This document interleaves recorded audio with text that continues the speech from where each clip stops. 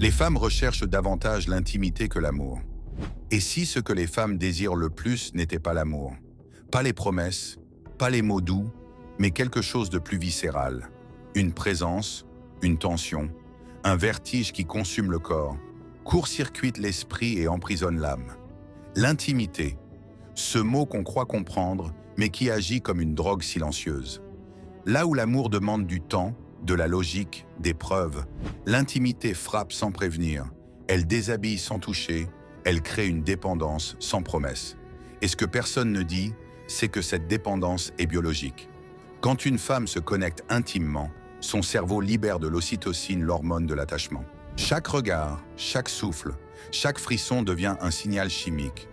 Tu es en sécurité, tu es désiré, tu es lié. Mais cette hormone ne distingue pas l'amour véritable de l'illusion passagère. Elle ne connaît que le plaisir et l'attachement. Voilà pourquoi l'intimité peut capturer une femme plus vite que l'amour, et la retenir même quand tout en elle veut fuir. Alors, l'intimité est-elle un chemin vers la connexion profonde, ou une prison douce, déguisée en étreinte? Dis-moi ce que tu en penses. Mais prépare-toi, ce que tu vas découvrir pourrait changer ta vision du désir à jamais. L'intimité agit comme une drogue. La première dose est euphorique. Elle ouvre un monde de clarté émotionnelle, de passion, d'abandon. Mais comme toute addiction, une fois qu'elle a goûté à ce niveau de connexion, les interactions normales lui semblent fades. Elle ne veut plus de conversation. Elle veut cette énergie précise, ce toucher qui a reprogrammé sa perception d'elle-même. Elle se persuade que c'est de l'amour. Mais ce n'est pas ça. L'amour s'efface quand la vérité frappe. L'intimité, elle, persiste même quand la vérité brûle. C'est un manque qui se cache sous son calme et qui murmure « Encore une nuit, encore un frisson, encore une dose de cette électricité émotionnelle que l'amour ne pourra jamais offrir. » La plupart des hommes croient que les femmes poursuivent des histoires d'amour. Mais c'est une illusion née d'une observation superficielle. Les femmes ne veulent pas le conte de fées, elles veulent le frisson derrière le récit. Ce moment où elles cessent de penser et commencent à ressentir. L'amour parle d'idéaux, de projets, de promesses. L'intimité, elle, parle du présent, brut, vivant, sans filtre. C'est là qu'elle n'a plus besoin d'être parfaite. Là où ses défenses tombent. Là où son vrai visage, celui qu'elle cache même à elle-même, reçoit enfin le droit d'exister. Et c'est ce que son esprit enregistre comme satisfaction. Mais une fois que le corps a goûté à cette intensité, il ne l'enregistre pas comme un désir, mais comme un besoin. Psychologiquement, l'intimité brouille la frontière entre plaisir et attachement.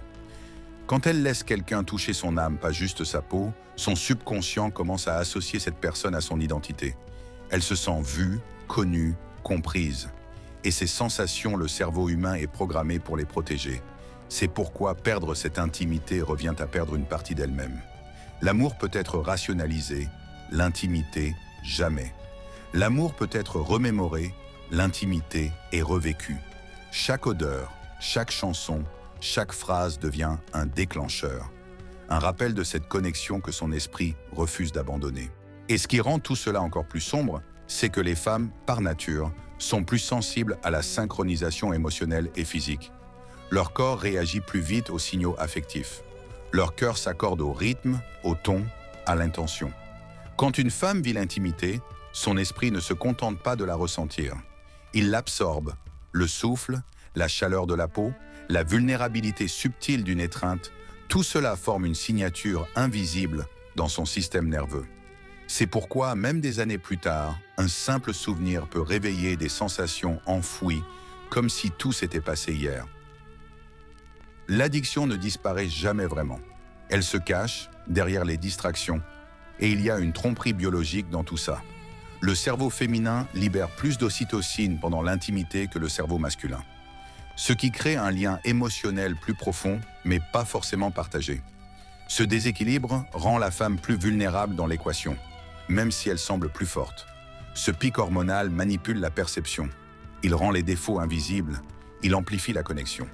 C'est ce qui la pousse à pardonner plus vite, à espérer plus longtemps, à rester fidèle à des expériences qui, logiquement, ne lui apportent plus rien. L'addiction à l'intimité se déguise en amour. Mais ce qu'elle poursuit réellement, c'est le vertige émotionnel que seule la proximité absolue peut offrir. D'un point de vue psychologique sombre, l'intimité est une forme de pouvoir déguisé en abandon. C'est ce paradoxe qui alimente l'attraction. Plus elle lâche prise, plus elle sent qu'elle contrôle son paysage émotionnel. Dans cette proximité, elle devient à la fois fragile et dominante, douce et inarrêtable. Ce n'est pas la dépendance qui crée l'addiction, c'est la sensation d'exposition totale. Quand quelqu'un la voit dans sa vulnérabilité la plus brute et la désire quand même, cela crée une validation que les mots ne peuvent égaler. Et cette validation devient une boucle psychologique. Elle ne veut pas seulement être touchée à nouveau, elle veut être vue à nouveau, entièrement, férocement, sans masque. Au fil du temps, ce besoin évolue. Il cesse d'être lié à une personne et devient une quête de sensation. Elle peut la chercher chez d'autres, mais rarement elle retrouve la même fréquence. C'est pourquoi tant de femmes semblent émotionnellement fermées après une intimité profonde. Elles ne fuient pas l'amour, elles fuient une autre addiction. Car au fond, elles savent que l'intimité n'est pas douce. Elle est dangereuse. Elle prend tout ce que l'amour a de tendre et le transforme en obsession, en attachement, en vulnérabilité irréversible. Les hommes confondent souvent cette intensité avec de la dépendance affective. Mais ce n'est pas ça. C'est la mémoire du corps qui réclame sa dose. Les femmes ne sont pas accros aux gens. Elles sont accros à ce que l'intimité leur fait ressentir. Puissantes dans l'abandon, désirées dans l'exposition. C'est cette dualité que beaucoup d'hommes ne comprennent pas. Le manque n'est pas romantique, il est psychologique. C'est la partie de son esprit qui se souvient de ce que ça fait d'être totalement ouverte et pourtant adorée. Et ce genre de souvenir, aucun chagrin ne peut l'effacer. Alors quand elle poursuit l'intimité, elle ne cherche ni engagement, ni conte de fées. Elle cherche cet état enivrant où elle se perd et se sent entière en même temps. Le cœur peut appeler ça de l'amour, mais l'esprit sait. C'est une addiction déguisée en émotion. La plus belle manipulation de la psyché humaine. Et pour elle, ça vaut le risque à chaque fois. L'amour est une histoire construite dans l'esprit. Mais l'intimité, c'est une impulsion née dans le corps. L'amour demande de la conscience, des choix, des conditions. Il grandit avec la réflexion, l'intention. L'intimité, elle, contourne la raison. Elle glisse sous la conscience et réveille quelque chose d'ancien. Quelque chose d'instinctif. C'est pour ça que les femmes la désirent plus intensément que l'amour. Elles peuvent analyser l'amour, le questionner, le rejeter. Mais l'intimité est primitive. Elle ne demande pas la permission. Elle surgit et quand elle le fait, c'est comme une décharge électrique sous la peau. Une attraction magnétique qui fait taire la logique et la remplace par un sentiment d'appartenance que les mots ne pourront jamais construire. L'amour peut être choisi. On décide de le donner, de le nourrir ou de s'en retirer. L'intimité n'est pas un choix, c'est une réaction. Une alchimie entre vulnérabilité et énergie. Deux corps qui se synchronisent jusqu'à oublier où l'un commence et où l'autre finit. C'est pour ça qu'elle semble hors du temps. Les femmes ne recherchent pas l'intimité parce que c'est romantique. Elles la recherchent parce qu'elle est réelle d'une manière que l'amour ne l'est que rarement. L'amour demande des efforts, des promesses, des projections. L'intimité exige la présence. Elle vit dans l'instant. C'est le battement entre deux silences, le souffle partagé dans l'obscurité, le regard qui dit tout sans un mot. L'amour vit dans le langage. L'intimité existe dans l'énergie. Le corps et l'esprit d'une femme sont conçus pour répondre à la profondeur émotionnelle. Ses sens sont réglés pour capter le ton, le toucher, l'attention. Quand elle vit l'intimité, son cerveau ne réfléchit pas. Il absorbe, il interprète la proximité comme sécurité, la chaleur comme vérité, le contact comme validation. L'ocytocine, l'hormone du lien, lui murmure que cette connexion est digne de confiance, même si elle est temporaire. Ses instincts prennent le relais, la convainquant que ce moment est sacré. Ce n'est pas logique, c'est biologique. L'amour s'apprend avec le temps, mais l'intimité se grave dans la sensation. Chaque nerf l'enregistre, chaque regard l'ancre plus profondément. Elle devient une partie de son système nerveux. Quelque chose qu'elle ressent même quand elle essaie d'oublier. Les hommes confondent souvent cette différence. Pour eux, l'amour est une action. Protéger, prouver, faire. Pour une femme, l'intimité est un état d'être. C'est là qu'elle se sent vue sans avoir à performer. Elle n'a pas besoin de s'expliquer, de lisser ses aspérités, de prouver sa valeur. Dans l'intimité, elle devient transparente. Pas parce qu'elle le veut, mais parce qu'elle ne peut pas faire autrement. Les murs tombent naturellement. Cette nudité émotionnelle n'est pas une faiblesse. C'est un instinct. C'est ainsi qu'elle crée le lien, qu'elle décide qui mérite sa douceur. L'amour peut être stratégique, mais l'intimité est spirituelle, dans sa forme la plus brute. C'est ce qui la relie à la vérité de ses émotions. Il y a une raison pour laquelle les femmes se souviennent de ce qu'on leur a fait ressentir plus que de ce qu'on leur a dit. L'amour est traité par la mémoire. L'intimité est stockée dans l'émotion. Une parole douce peut s'effacer. Mais la façon dont un toucher a illuminé son corps, ça reste dans le subconscient. C'est la différence entre lire sur l'océan et y plonger. L'amour est le récit de l'affection, l'intimité est son expérience. L'un engage l'esprit, l'autre possède l'âme. Voilà pourquoi une femme peut cesser d'aimer tout en désirant encore la proximité qu'elle a connue. Parce que l'amour s'efface quand la confiance se brise. Mais l'intimité ne dépend pas de la confiance. Elle dépend de la chimie. Et c'est cette force psychologique qui lui offre ce que l'amour, parfois, ne peut pas. La vérité sans contrôle. L'amour vient souvent avec des attentes, des négociations et la politique du donnant-donnant. L'intimité, elle, n'a rien à prouver. C'est une énergie brute. Elle surgit quand la fréquence émotionnelle d'une femme s'aligne instinctivement avec celle d'un autre. Et son corps murmure « C'est ici que tu dois être ». Cette synchronisation libère un mélange de calme, de chaleur et de vulnérabilité. Son corps interprète cela comme de la connexion, de la sécurité, du plaisir. Tous les ingrédients d'une addiction émotionnelle. Plus elle le vit, plus son esprit le recherche. Et après une intimité profonde, tout le reste semble silencieux. La psychologie sombre révèle que ce besoin d'intimité vient d'un désir inconscient d'être pleinement vu. Pas aimé pour ses rôles, son apparence ou sa bonté, mais reconnue pour ce qu'elle est à l'intérieur. L'amour peut porter des masques, l'intimité les brûle. C'est une exposition brute. Quand elle est touchée non pas pour le plaisir, mais pour la reconnaissance. Quand on la regarde comme si chaque détail de son être avait une signification, elle se sent à la fois puissante et abandonnée. Cette dualité est enivrante. Son ego disparaît, mais son essence s'éveille. C'est une expérience qui la fait se sentir vivante au-delà de toute logique. Un sentiment que l'amour, seul, offre rarement. Instinctivement, les femmes ont toujours associé l'intimité à la confiance et à la survie. Dans la psychologie primitive, la proximité signifiait protection, soin, sécurité. C'était un besoin biologique. Ces instincts n'ont pas disparu, ils ont évolué. Aujourd'hui, l'intimité représente une protection émotionnelle. Quand elle laisse quelqu'un s'approcher, c'est sa façon de dire « Je te fais assez confiance pour baisser ma garde ». L'amour peut venir avec des mots, mais l'intimité parle en silence. C'est une connexion où elle n'a pas besoin de jouer un rôle pour mériter l'affection. Et c'est pour ça que c'est addictif. Parce que pour une fois, elle peut être simplement elle-même. Et c'est rare dans un monde qui lui demande constamment d'être autre chose. Mais le côté sombre de ce besoin, c'est qu'il peut brouiller la réalité. Parce que l'intimité semble si authentique, son esprit peut la confondre avec de l'amour durable. Elle ne s'attache pas à la personne, mais à l'état émotionnel qu'elle ressent à travers elle. C'est pourquoi, même après une séparation, elle ne regrette pas tant le partenaire que le sentiment. Ce mélange enivrant de confort et de vulnérabilité. Son cerveau ne réclame pas la relation. Il réclame la décharge chimique que l'intimité a provoquée.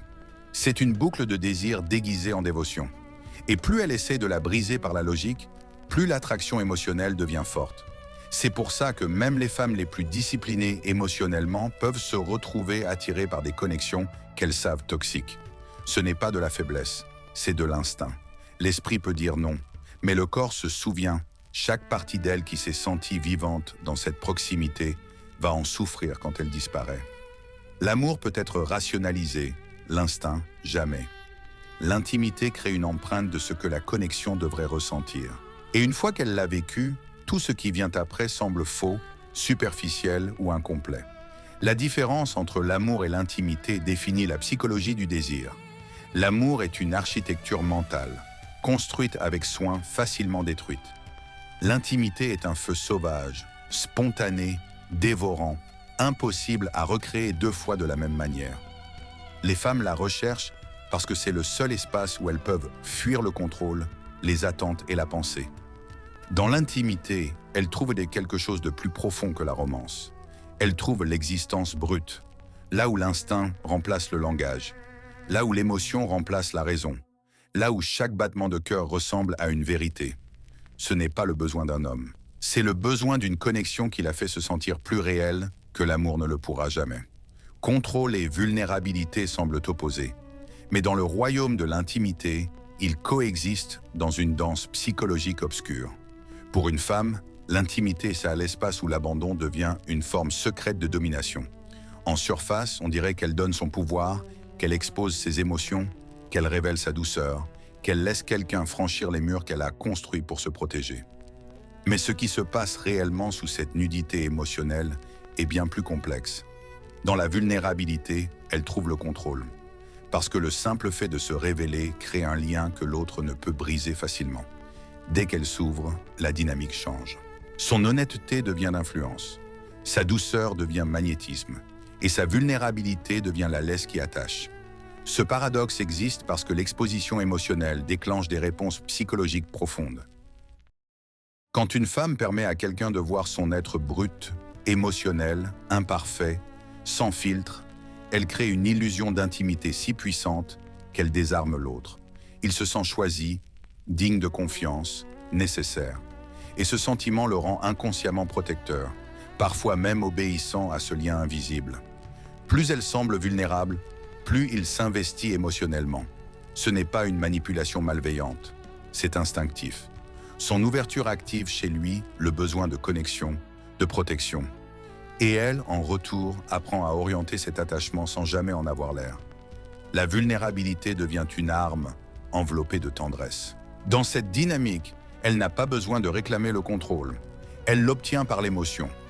Plus elle le laisse entrer, plus il se sent responsable de ce qu'elle ressent. C'est un basculement psychologique puissant. L'intimité devient l'échange de pouvoir ultime. Là où l'amour crée l'égalité, l'intimité réorganise silencieusement l'équilibre. Car celui qui peut être émotionnellement ouvert sans peur finit par tenir les rênes. Voilà pourquoi tant de femmes recherchent la connexion émotionnelle profonde. Ce n'est pas juste de l'affection, c'est une forme de pouvoir naturel, sensuel, invisible. Il y a aussi un pouvoir intérieur qui naît de l'abandon. Quand elle accepte d'être vulnérable, elle se reconnecte à son moi authentique, celui que le monde lui demande souvent de cacher derrière la confiance et le contrôle. Dans l'intimité, ce masque tombe, et dans cet abandon, elle se sent libre. Le paradoxe est enivrant. Plus elle cesse de vouloir contrôler l'expérience, plus elle contrôle la profondeur de son impact. L'énergie de l'abandon le rapproche, l'adoucit, et à cet instant, elle devient le centre émotionnel de gravité.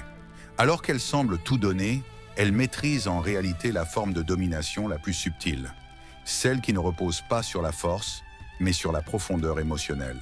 C'est ça, la psychologie obscure de l'intimité.